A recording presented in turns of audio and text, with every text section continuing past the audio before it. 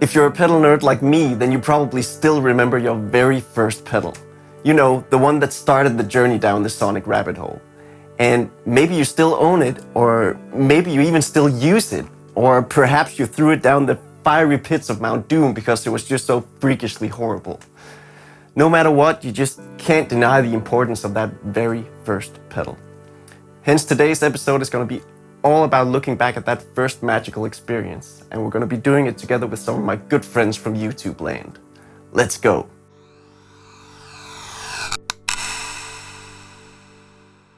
My very first pedal, believe it or not, was a Boss Metal Zone. I just absolutely loved Metallica, and I just wanted something that would make me sound like them instantly.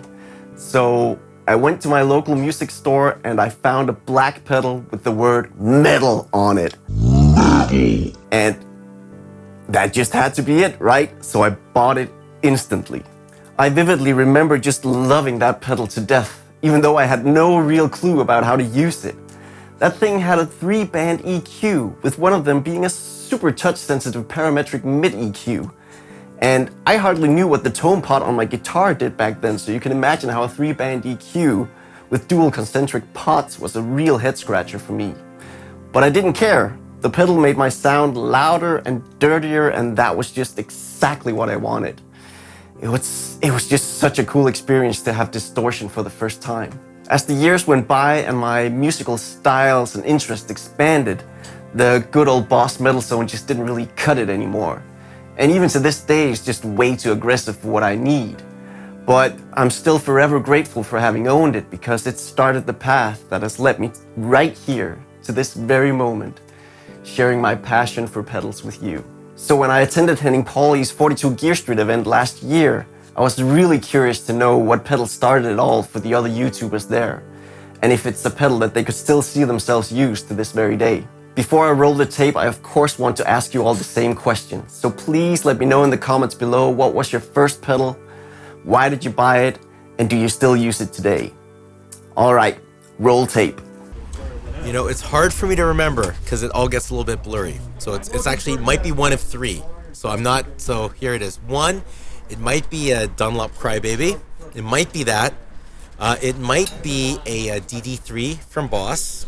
That's another thing it could be. And the last thing it could be, which I'm about like 80% sure it is, it's a pedal called the SD2 by Boss, and it was the dual overdrive. It had 2 channels, a light gain, high gain, but if you didn't have the remote switch, you had to buy extra. You could only choose between clean middle, clean high, or middle or high.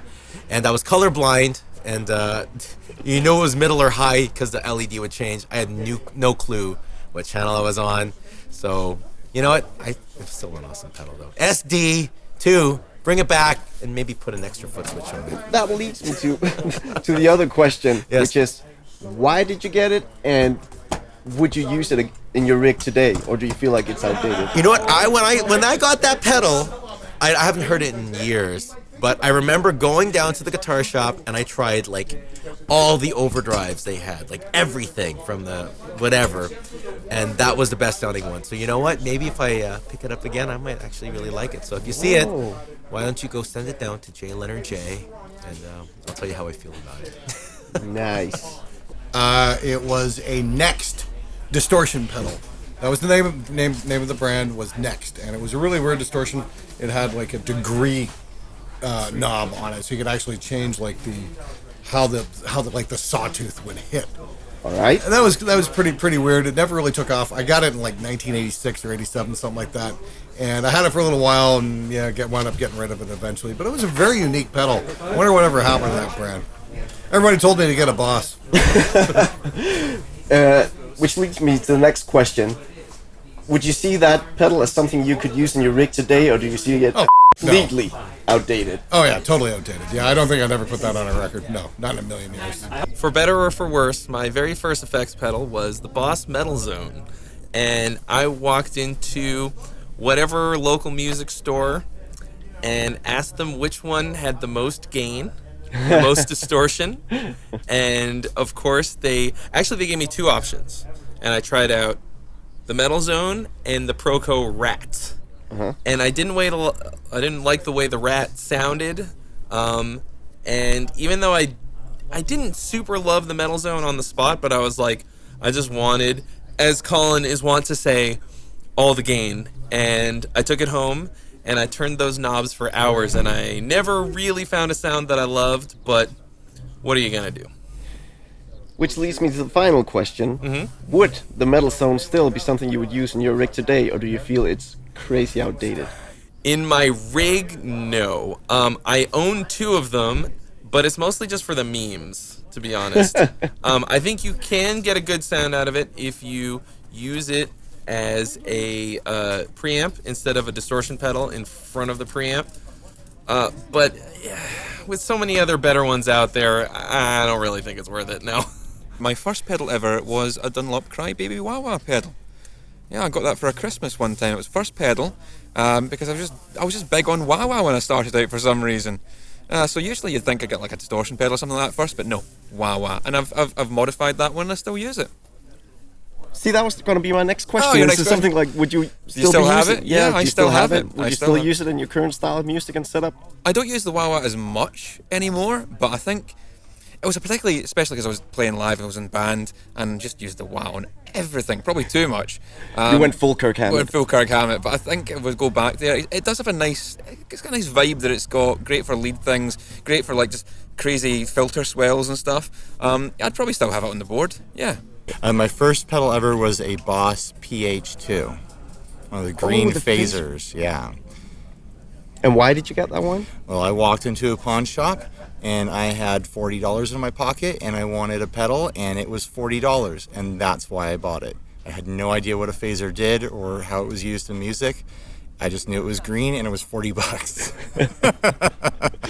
That's awesome. So is that a pedal you would still use in like your current musical style and setup? I was never... Or do you feel like it's outdated? I was never once able to find a use for it. And I had it for probably 15 years and then eventually I sold it and I don't miss it one bit. I didn't know like the difference between an overdrive, distortion or fuzz. So I think I was just telling the guys at the store that I wanted that thing where you get like more noise and distortion. And he recommended the Boss DS1, so that's the first pedal that I actually bought. All right. Yeah. And is it a pedal that you would use again in your current setup, or do you feel like it's outdated and not right for you? I think I didn't know anything about pedals. I think I used it wrong, but it kind of did the thing for me. Could I use it again? Yes, maybe for like the more distorted stuff, but I don't think I would have it on my board, to be honest. I don't play a lot of like super distorted stuff. So yeah, there you go, DS1, first pedal. The DoD American Metal. It was purple. No! Yes. Yeah, it was my first pedal. It was, and it was a very easy choice for me to make. I walked in the store. It was the cheapest used pedal they had. So I bought it. I had no knowledge, no nothing. Just it was like $29 used, and so that's what I bought. And it was great for me because my amp didn't have distortion.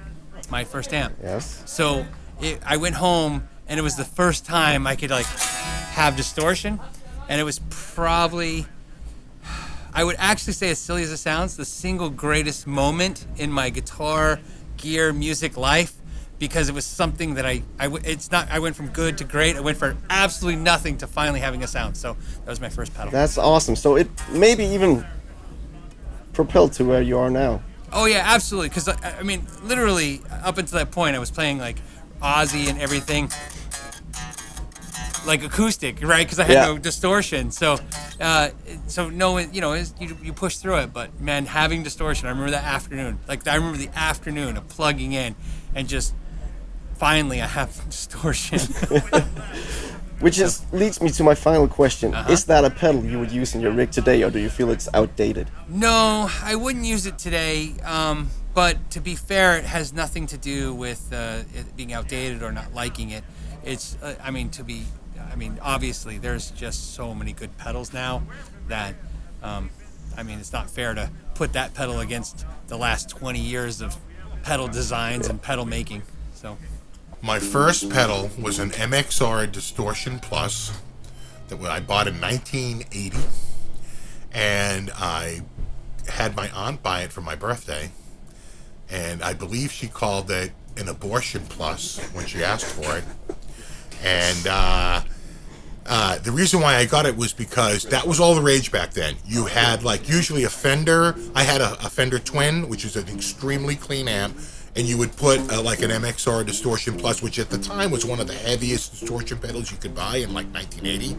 And it was what Randy Rhoads used. So between the connection with Randy Rhoads and just the fact that that seemed to be like the de facto distortion pedal to own, that my first pedal was, without a doubt, MXR Distortion Plus. The first pedal was actually, I wasn't playing the guitar yet, and my big brother was, and me and my mother went to the local music store, and we were instructed to buy a distortion pedal, and we called that in Finnish säröpedaali. And we went to this shop and we went to the counter to ask for it, and we actually saw an Ibanez metal charger, and the charger word sounded like särö, so we thought this must be it. So we bought this metal charger. I'm not sure how to pronounce it, but this Ibanez green pedal. Yeah. And a few years later on, my brother kind of stopped for a while. He stopped playing the guitar for a while, and I actually that pedal became my own, and I still have it. And at some point, I actually modded through some Harmony Central instructions, and it's a really good pedal. It's very dynamic. It has a very personal sound that I haven't heard in exactly any other pedal. But metal charger, it's green, and it's I've been DS1. no, and I have been using that it was part of my pedal board like a few years ago still, and it's a beautiful, perfect pedal. Well, the first pedal I actually bought is a pedal I still think is one of the best pedals ever made in the history of the universe, the Zoom 505. I love that thing. I still think it's great. I think it was ahead of its days.